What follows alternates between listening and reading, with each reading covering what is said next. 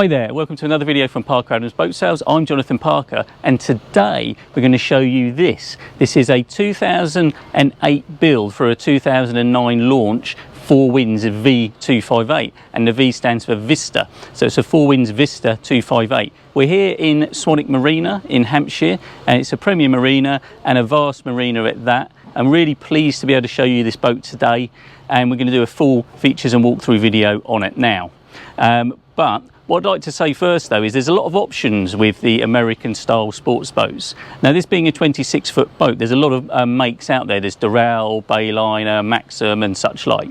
But really all the layouts are very similar. So what I would say, if you're looking to buy a boat of this type, then it's the upgrades and the condition that you would need to be looking for. And this boat is really exceptional at that. So let me show you even from the inside seating area, which can convert into a bed, to the outside cockpit area, to the nice galley, the way it's fitted out, and to the various upgrades it's had in the cockpit, including cockpit carpets. We're going to show you all the features and benefits right now. But first of all, I just want to show you, this is quite unique. You don't see this very many times on sports boats, and it's a handrail on the back of the bathing platform. It's a really clever idea, but it has multiple purposes. The first one is actually makes it very safe to get on and off, especially if you've got children. It's very hard for them to fall into the sea. The bathing platform itself is laid to a synthetic teak, but really good side access, which is another problem with a lot of sports boats, is the side access on. The other benefit of this, if I just move this fender, it's got snap davits. Now the snap davits are fitted so you can fit a blow-up tender on the back. And the benefit of this rail again is that you can lift up the tender and it will lean against it, so it then doesn't get in the way of you walking on and off the boat, which is a real problem with the tenders on the back. It's a really good feature. Also on the back here there's a good amount of storage and a good handrail as well, so you've got them either side. Really clever. But the actual boat itself is in really nice condition. The gel is in really nice condition, and I love this blue wrap that's been put on. It really makes the boat pop, and really nice shape. You know, this beauty of wraps is they don't bloom, they don't fade, and it's in really nice condition all the way along. Now, traditional sports boat style, there's no walk round on this boat. You have to get through the windscreen, but I'll show you how to do it. It's very easy, and in fact in a lot of ways it's quite safe than walking around the sides. And then we can see the anchor on the front. Now, it's not an electric anchor, but it is all chain, and it's a nice style of anchor for holding ground, and easy to deploy, and I'll show you that when we get up the top. And there's a neat little spotlight on the bow rail just up there. Right, let's carry on. But the V258, it's got lovely lines. The covers as well are in great condition and very nicely made. I particularly like the way they've done all the zigzag stitching, which is a really strong stitch. But as we go on to the boat, first of all, it's got obviously a bathing ladder and a bathing shower with hot and cold water. And as you come on, you can see the synthetic teak, but this comes through into the cockpit. But now this isn't teak, this is a carpet. So the current owners had this specially made carpet, which is a marine carpet, so it can get wet and dries very easily thanks to the porous surface. And but this is now throughout, and it's really smart how he's made it match the teak. And he's only made that done locally. But then you come into the very sociable cockpit area, and here you can see there's a double seat here and 3 seats there. There's also cup holders and these very neat LED lights, courtesy lights all the way around. So at night it really gives it a very very nice feel. There's also, this has a holding tank as well, this boat, and it's a vacuum flush toilet, so a quiet flush toilet, so no manual pumps, no electric motors. It's a quiet flush toilet, and then there's a waste outlet here. You can discharge it out to sea, or you can get it sucked out there as well. So another nice addition. There's good storage under here. You can see we're stowing some life jackets at the moment. But then we've also got a sink. So on the 26-foot boats, it's a hit or miss whether you get one or not, but you do on this. Cold water only, but it also has a cubicle here, and this is for a cool box. So you can have a cool box fitted into here, as opposed to a fridge, and that will keep your drinks nice and cold all day, cup holders and somewhere to rinse off. And then, as you can see, it follows on round to the double helm seat. I really like double helm seats, and it's another feature you don't always see on 26-foot sports boats, because if you are a couple, it's always really nice to be able to both sit at the helm. And this is a lovely helm as well. I really like the design, and this is another thing you'll find with American style sports boats, because they are mass produced. Everything is fitted out to fit exactly into these places. It's very nice design, and I particularly like the wood finish. It's a dark wood as well, which is a nice style, matched with the aluminium style bezels around the switchgear, and all the switchgear looks in really nice condition, and the dials are nicely set out and very neatly. The chart plotter, again, which is quite unusual, because quite often they're an afterthought, the chart plotters on sports boats, and then they're placed on the top around like that, and they get in the way. But this is very neatly fitted in the middle. It's got quite a modern Raymarine VHF upgrade. You can just see just there.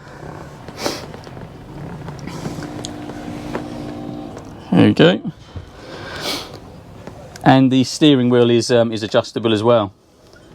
And this engine fitted here, as you can see, it's a 5.7 Volvo Penta OSI engine, so it's a fuel injected engine. But one of the other benefits of this boat is that it's a closed loop cooling engine, which is very rare for a sports boat. Normally they're completely raw water cooled, but this one is closed loop, so it has an antifreeze mix and a reservoir like you just have in your car, and a heat exchanger, and that's normally you'd see that on diesel engines, but rarely see them on petrol. But this has it, and it's an expensive option when the boat was new, so it just shows when the boat was new the specification that was asked for on this boat, and the upgrades it's had now really makes it a really nice package. And because it's a fuel injected boat, it's very easy to start. So it's literally a turn of the key. There's no messing around with the throttle or anything like that. Turn the key and off it goes. And it just starts instantly, runs really nicely. Obviously it has power steering, so you can steer with just one finger. It's on a stern drive, so Volvo stern drive, so you can trim up and down on here. And then very easy and very nice gear selection as well. I've just popped it into gear there, very smooth, very nice. It almost feels electronic, but it isn't, but it almost feels as smooth as that. It has a really nice feel. Also, this has trim tabs, which are controlled on just two of the end rocker switches, and that allows you to level out the boat if you need to, if you've got strong crosswinds, or you feel that the boat's heavier on one side than the other, and that allows you to trim the boat just perfectly. So all in all, it's a very good setup. And there's also a wiper blade for this side, and it's quite a long arm as well. Quite often they're quite short arms, so it does clear the screen well as very well. So let me turn the engine off, and I just want to show you that you can lift. These are also bolster seats, so if you want a bit more room at the helm, or you want to stand up at the helm, you can. There's also a bit of storage under there and storage in here as well. But this also then allows, which I find actually this is one of the easiest walk-through windscreens that I've seen. Quite often the steps are in the door, they're only very small steps, but as you can see there's actually two very large steps, and you can just walk straight through onto the front, and very easy. And this is a non-slip surface as well, and then that just gives you access to the front anchor, and again very easy. You can just pull it out. It has quite a neat system. If you come up, obviously demonstrating how easy it is to come up through the front, holding the camera. So the chain is all in here, and it is all chain, there's no rope involved. But some people are like, oh, well, I want a windlass, but a lot of sports boats don't have them. But this is a great alternative, because all you simply do is you pull that, flip that over, and then you can let out the anchor quite easily. So you can let it out. There's actually there's a bar over the end to stop it slipping out. As you can see, it'll only go so far at the moment, which is a safety feature. But you can let it out. And then when you've let as much out as you want, you simply slip that over and then slide that in between, and then that locks it off. So then it can't then put any more chain out. It's a very simple solution. And if you wanted the backup of tying a little line to there as well, just as a backup, you can do, but that's quite a good solution for that problem. So all in all, it's a nice, neat little anchor system. The spotlight on the front as well, which spins around and goes up and down, is quite clever. And you've got a hatch which goes into the lower seating area, which we're going to show you in just a sec. So follow me back through. Always advise you go down backwards.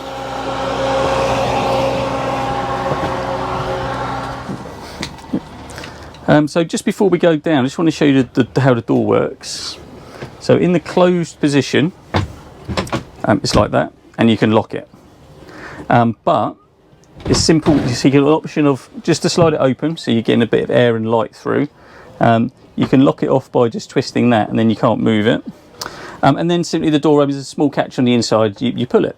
But just before I do that, I just want to show you there's an outer door as well. So if you just wanted some light and air to come through, but you didn't want all the flies to come in or lose your privacy, then you can have that, because this is a mesh screen. It's a very neat idea. Again, American for the mosquitoes and such like, but very useful for us too. And it very neatly stows together. There's even a popper that pops together just there, and then that comes back, and then that pops on as well.